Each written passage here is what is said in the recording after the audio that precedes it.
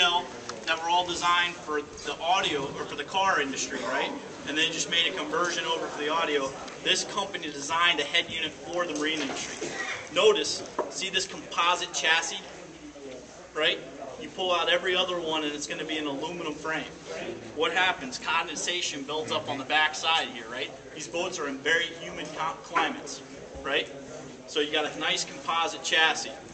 The other thing is this head unit has an SF rating of 4.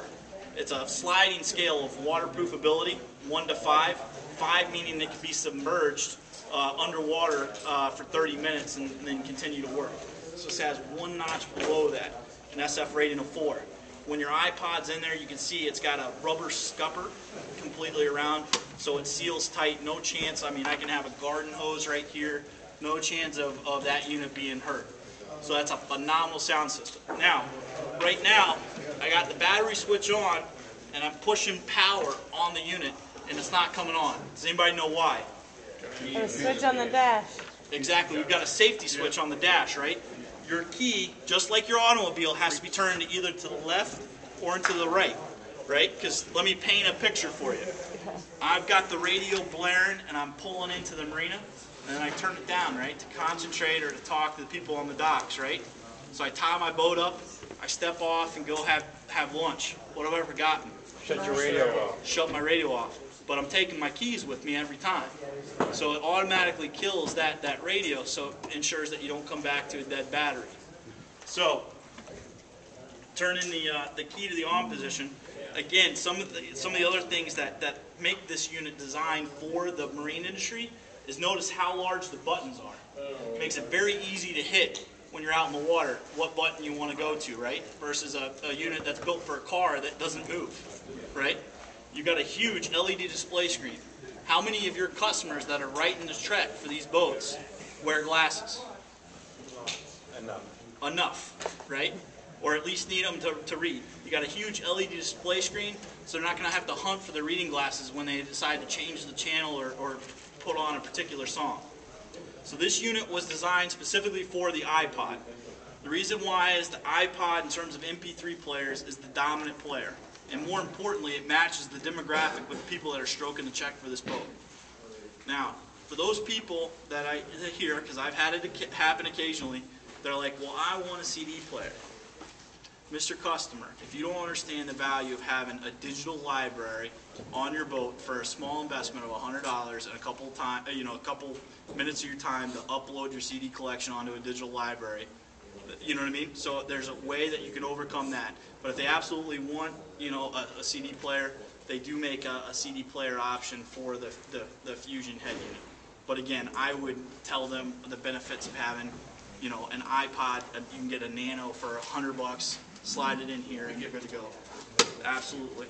Absolutely. Now, a raise of hands, how many people have actually cranked the stereo system in this Fusion? So a few of you guys. Awesome, right? Unbelievable. So I'm going to show you how this works, right? Why is Regal okay? Because it's expensive.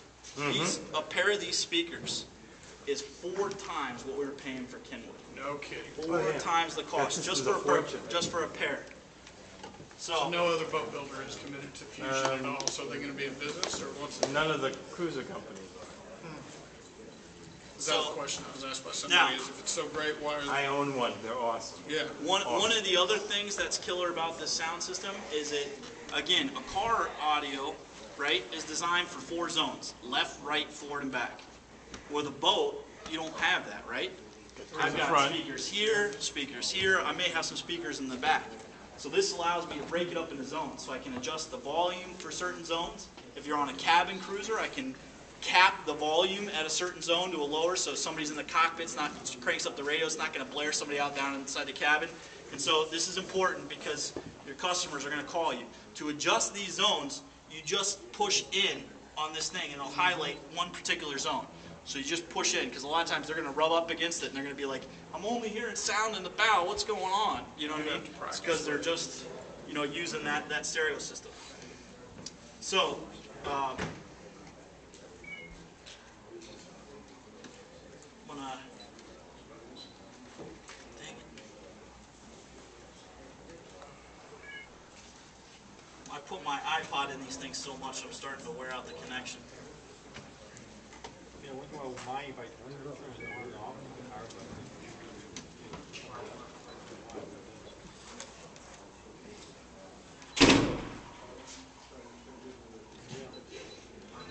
So I'm going to go ahead and crank this just so you can hear it, right? Okay. Listen, I mean, at the depth of the sound.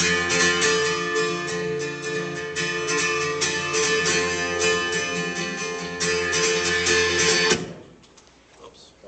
Battery's running low. My battery is died. That sounded good though.